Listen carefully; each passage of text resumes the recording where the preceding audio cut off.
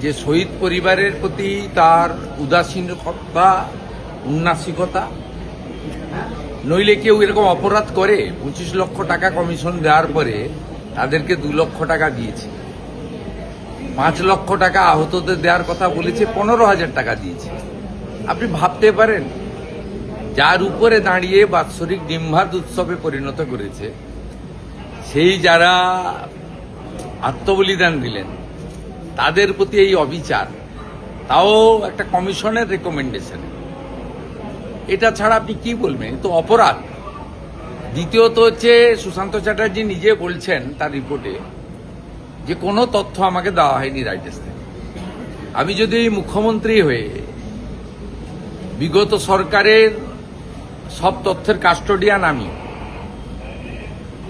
যে কেউ আরটিআইয়ের মধ্যে দিয়ে চাইলে পেতে পারে, আমরা মনে করলে প্রকাশ করতে পারি, কোনো হাইকোর্ট সুপ্রিম কোর্ট যদি তদন্ত করে রিপোর্ট চায় আমি দিতে বাধ্য, যদি খুঁজে না পাওয়া যায় তৎকালীন যে দায়িত্বে ছিলে তার বিরুদ্ধে এফআইআর করতে আমি বাধ্য।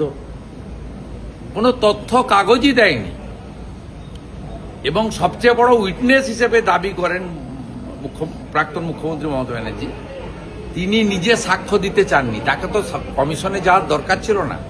বুদ্ধবাবুকে যেমন প্রশ্ন পাঠিয়েছিল তাকে প্রশ্ন পাঠাতে উত্তর দিয়ে দিতেন, ভার্চুয়ালি কমিশনকে তিনি উত্তর দিতে পারতেন।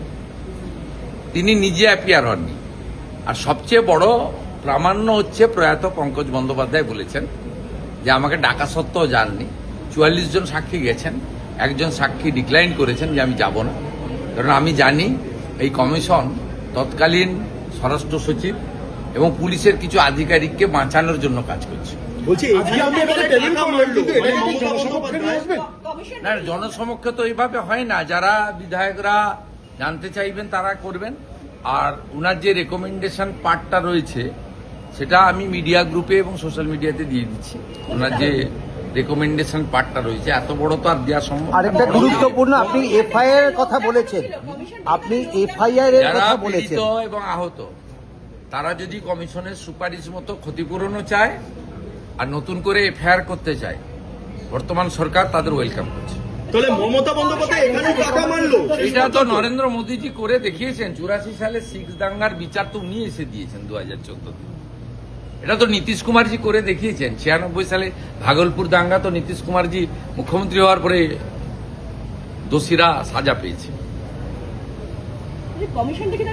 তার মানে কি 20-তে 21-এর স্মরণ হলো আজকে? 20 তারিখে 21-এর স্মরণ। এতদিন তো 21 তারিখ মানে স্মরণ নয় না, মানে তাদের বিচার না, বিচারও নয়, সত্যের উদ্ঘাটন। সত্যের উদ্ঘাটন সব সময় বলে না, সত্য অমর, সত্যের কোনো ক্ষয় নাই, সত্য চিরন্তন, সেই সত্যকে চাপাও দেওয়া যায় না।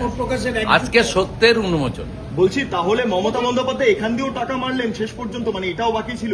এটা আমার মুখ থেকে না বলে, যে 12 জন চিহ্নিত হয়েছে, শনাক্ত হয়েছে, একটা দুটো বডি মনে শনাক্ত হয়নি, তাদের পরিবারের কাছ থেকে জানলেই ভালো যদি তারা বলতে চান।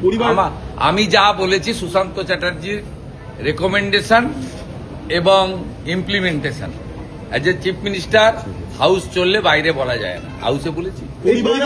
এবং যে সদস্য চাইবে অ্যাপ্লিকেশন করে কপি ফটোকপি